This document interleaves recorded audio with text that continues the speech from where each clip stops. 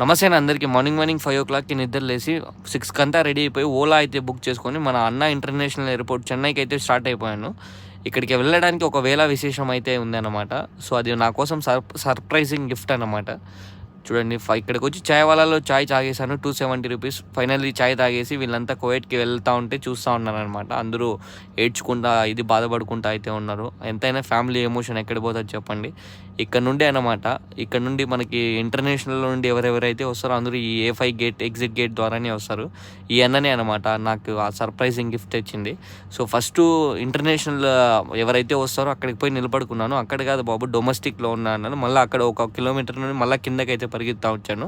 తల ప్రాణం తోకైతే వచ్చేసింది. ఫైనల్లీ నాకు వచ్చింది ఏదో కదండి, వీసా అన్నమాట. నేను కూడా కువైట్కి అయితే బయలుదేరుతున్నాను ఇంకా 2-3 మంత్స్లో. సో ఫైనల్లీ వీసా అయితే వచ్చేసింది. ఇంకటి నుండి మన సబ్స్క్రైబర్స్కి అందరికీ ఇది చాలా పెద్ద గుడ్ న్యూసే. ఇంకటి నుండి మన వీడియోస్ అన్ని వాంచ్ చేద్దాం. సబ్స్క్రైబ్.